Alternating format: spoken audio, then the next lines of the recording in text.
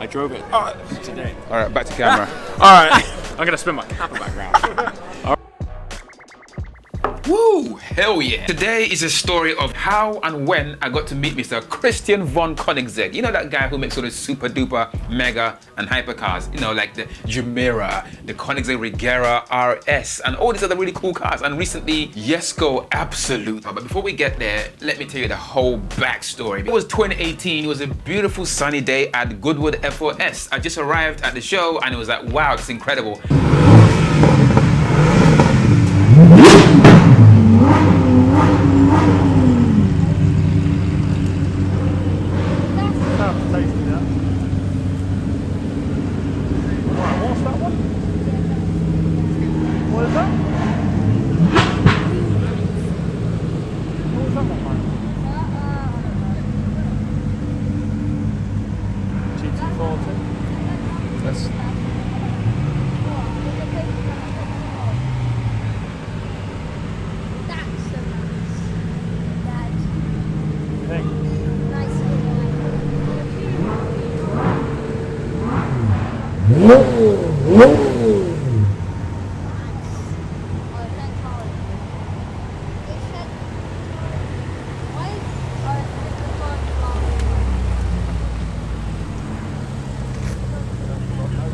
It was a beautiful day, and I went to the Ferrari stand.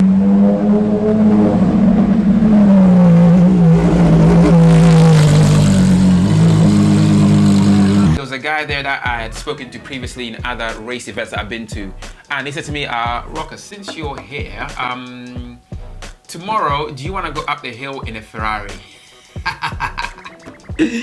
I was like, hell yeah, where do I sign? And so you have to get this special bracelet that you had to wear. So basically the documentation was like, if there's a crash or if you die, too bad. Here is a video clip of me getting up the hill in the A12 super fast. Whew.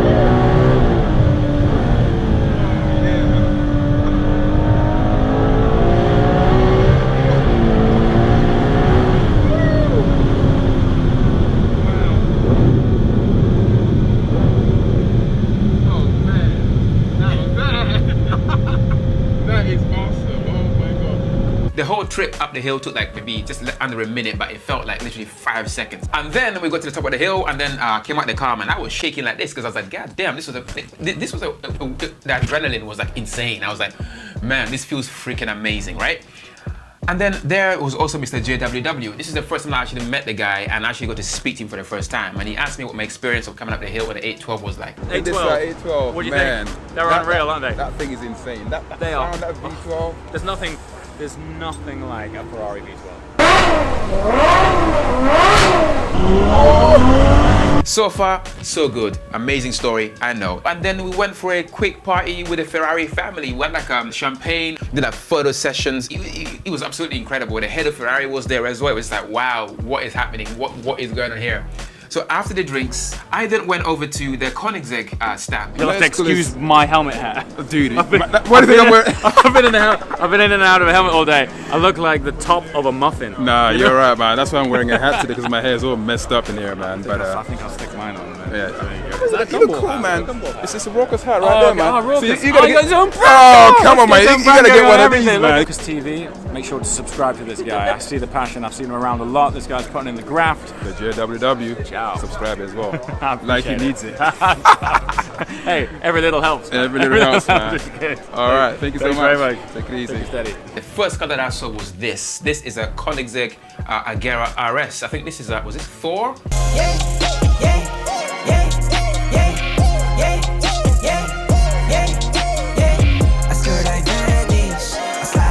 But the car that I really wanted to see was this.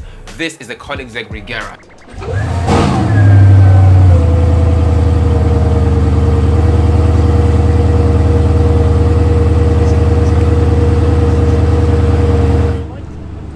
There is one more car that has just arrived in the supercar and are currently driving towards me. Should we take a look at the Koenigsegg Regera? I think one of the very first customers that has just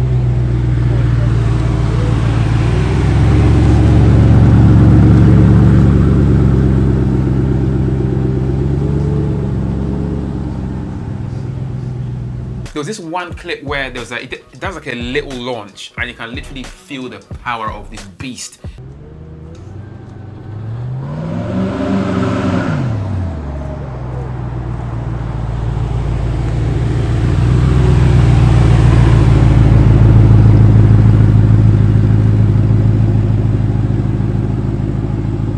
I drove it today. All right, back to camera. All right. I'm gonna spin my camera background. All right, So take what? two. All right, the Regera, you drove it today. I just drove it. I just got out of it. Hence the hair. Damn. Yeah, I just stepped out of it. So 1,500 horsepower, 1,500 pounds-feet of torque, not newton meters. Damn. Newton meters is almost 2,000 if you operate in that metric. That's tire shredding right there. It is tire shredding. A friend of mine who owns it said you can get through a set of tires on burnout mode in 14 seconds. 14 seconds. That's When ridiculous. it lights it up. Yeah. World's first single direct drive hypercar. Yes. Yeah. And it's very funny because on the wheel there are paddles to shift with. Yeah. But you don't have to shift. There is no shifting. So What? Well, if you've been driving cars that you shift with, I instinctively went to go for the gears, which weren't there. So that was awkward. The only reason they exist is the conventional downshift paddle puts it into reverse. Okay. The upshift paddle puts it into forward drive. Wow. And then you pull them both in, and it puts it into neutral, and then you can go into what Koenigsegg have called it Sneak EV. And here is the Regera in that Sneak EV mode. It's pretty cool, man. It's just like so quiet. Imagine this was a Regera, except it's an Aston Martin DB7, but just pretend it's a Regera, okay? Oh yeah, it was so... Actually, it's a lot more loud than a Koenigsegg Regera. I don't know if you guys can hear it. It squeaks.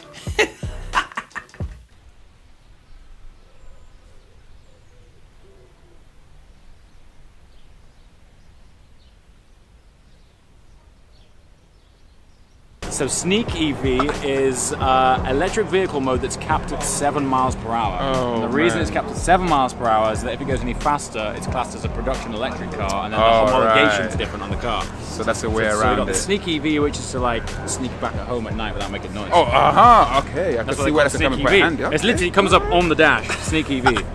What do you guys think? How would you use your Sneak EV? Watching the Regera transform is pretty cool, man. It just opens like this.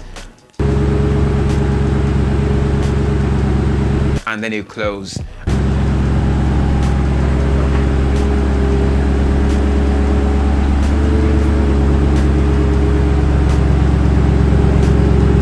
If you were going to spec one, what would you go for? You know what? It's gonna be Rawkustv red, man. Rawkustv red? It's gonna be Rawkustv red. Orange? man. Is that orange or red? Actually, don't say it on camera because it's meant to be red. I know! That's why I asked They're you gonna if it come was out a bit cap, wrong. 'cause it's Yeah. orange. Oh man. In that kind of red? Red, yeah, it's Okay, gotta cool. be, man. Nice. I like that. Or maybe I don't know. Red exposed carbon interior. dude. I don't know. This tan color works pretty well. Yeah, but red and tan is a little bit overkill, I think. So I don't know, maybe Black inside, yeah, red black contrast inside, stitch, contrast right? stick, yeah. So maybe I'll do that, but I go deep. I mean, navy blue exposed carbon, orange interior. So it's like draws you inside. It's like this glowing orb of an interior, right? Dude, that would That's be insane. That'd be cool. Yeah. Right. But I'm guessing you're obviously you're gonna have to get one. What are these? Yeah, this is out of my bracket, bro. This particular one's like 2.8. That's million, not to 60. That's Unfortunately. 100% out of my bracket at this moment in time. If in another life, I don't know, man. But yeah, it's an amazing machine.